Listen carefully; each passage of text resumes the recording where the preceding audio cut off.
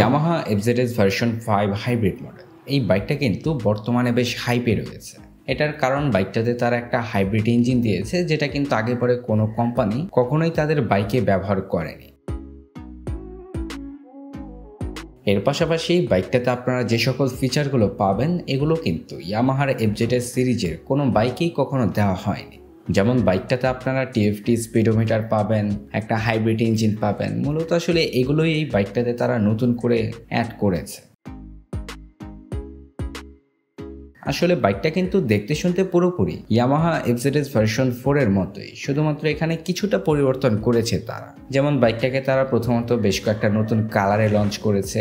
এর পাশাপাশি এটার ডিজাইন প্যাটার্নে তারা হালকা কিছুটা পরিবর্তন করেছে। যেমন বাইকটার ফ্রন্টে যদি আপনারা দেখেন, ফ্রন্টে কিন্তু ইন্ডিকেটরগুলো তারা কিন্তু ফুয়েল ট্যাঙ্কের সাথে অ্যাটাচ করে দিয়েছে।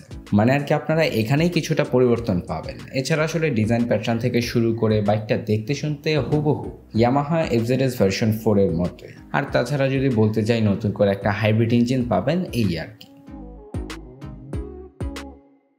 ফ্রন্টে আপনারা এলইডি ভালভের হেডল্যাম্প সেটআপ পাবেন, আর তার সাথে এলইডি ভালভের ইন্ডিকেটরের পাশাপাশি এলইডি ভালভের টেল ল্যাম্প সেটআপও পাবেন। বাইকটাতে এলইডি ভালভের হেডল্যাম্প সেটআপ দেওয়ার ফলে কিন্তু এটার নাইট ভিজিবিলিটিটা আপনারা মোটামুটি ভালোই পাবেন। আর তাছাড়াও এটার ইন্ডিকেটর সেকশনটা তারা যেহেতু একটু পরিবর্তন করেছে, এর ফলে কিন্তু বাইকটা দেখতে শুনতে আরও বেটার লাগে। মানে ইন্ডিকেটরগুলো তারা কিন্তু আপনার ফুয়েল ট্যাঙ্কের সাথে অ্যাড করে দিয়েছে, যেটা কিন্তু দেখতে শুনতেও যথেষ্ট অ্যাগ্রেসিভ লাগে। আর তাছাড়া বাইকটার ফ্রন্টে আপনারা বিগত মডেলের মতোই টেলিস্কোপিক সাসপেনশনের পাশাপাশি 100 সেকশনের টিউবলেস টায়ার পাবেন। ব্রেকিং সিস্টেম হিসেবে 282 মিলিমিটারের ডিস্ক ব্রেক পাবেন। এই বাইকটাতে তারা সিঙ্গেল চ্যানেল এবিএস ব্রেকিং সিস্টেমও দিয়েছে। রেয়ার সেকশন নিয়ে বলতে গেলে রেয়ারে মনোশক সাসপেনশনের পাশাপাশি আপনারা 17 ইঞ্চি অ্যালয় রিমের সাথে পাবেন 140 সেকশনের টিউবলেস টায়ার, এবং ব্রেকিং সিস্টেম হিসেবে এখানে 220 মিলিমিটারের ডিস্ক ব্রেক পাবেন। আসলে বাইকটাতে আপনারা সবকিছু ভালো পেলেও এটার যে ব্রেকিং সিস্টেমটা রয়েছে এটা কিন্তু তারা প্রাইস পয়েন্ট অনুযায়ী একেবারেই ভালো যে দিয়েছে এমনটাও না। এই বাইকটার প্রাইস পয়েন্ট অনুযায়ী এটাতে অবশ্যই ডুয়াল চ্যানেল এবিএস দেওয়া উচিত, কিন্তু এই বাইকটাতে আপনারা সেটা পাবেন না। এটাতে single channel ABS braking system দেওয়া হয়েছে, যেটা কিন্তু এই বাইকটার প্রাইস পয়েন্ট থেকে শুরু করে মানে কোনো অ্যাঙ্গেল থেকেই কিন্তু মানানসই না। এই বাইকটা বাংলাদেশে যদিও আনঅফিশিয়ালি পাওয়া যাচ্ছে, তবে অফিশিয়ালি এখনও বাংলাদেশে আসেনি। এটা আনঅফিশিয়ালি বাংলাদেশের মার্কেটে পাওয়া যাচ্ছে অ্যারাউন্ড 3,50,000 টাকার আশেপাশে। তো এই প্রাইস পয়েন্টের একটা বাইক অনুযায়ী এটাতে কিন্তু ডুয়াল চ্যানেল এবিএস অবশ্যই দেওয়া উচিত। স্পিডোমিটার নিয়ে বলতে গেলে এই বাইকটাতে আপনারা নতুন একটা স্পিডোমিটার পাবেন, যেটা অবশ্য ভালো ব্যাপার। এখানে আপনারা ফুললি টিএফটি একটা স্পিডোমিটার পাবেন, যেটা দেখতে শুনতে মোটামুটি ভালোই লাগে। এর পাশাপাশি এটাতে ফিচারও কিন্তু অনেক দেওয়া হয়েছে। এই স্পিডোমিটারটাতে আপনারা ব্লুটুথ কানেক্টিভিটি সহ বর্তমানের সকল ধরনের ফিচারগুলো পাবেন।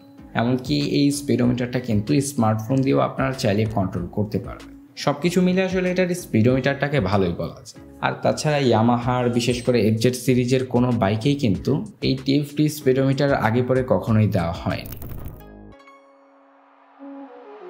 এরপরে আপনারা যে পরিবর্তনটা পাবেন সেটা হচ্ছে এটার সুইচেসগুলোতে, মানে হ্যান্ডেলবারে আর কি যে সুইচগুলো থাকে না, সেগুলোতে আর কি আপনারা পরিবর্তন পাবেন, কারণ এগুলোকে তারা নতুনভাবে আর কি অ্যাড করেছে এই বাইকটাতে।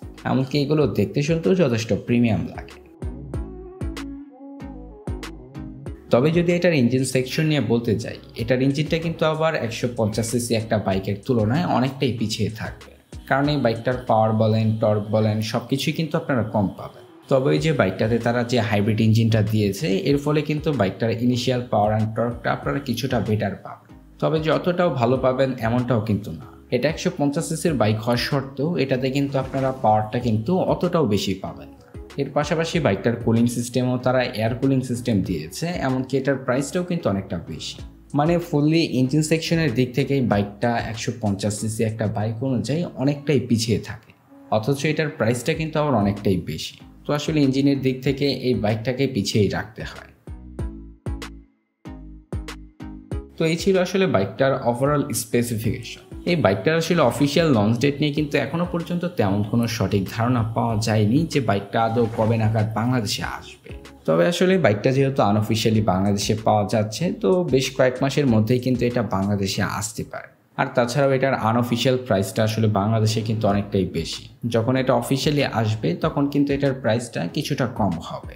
তো এই ছিল আজকের এই ভিডিওটা। দেখা হচ্ছে পরবর্তী কোনো নতুন ভিডিওতে।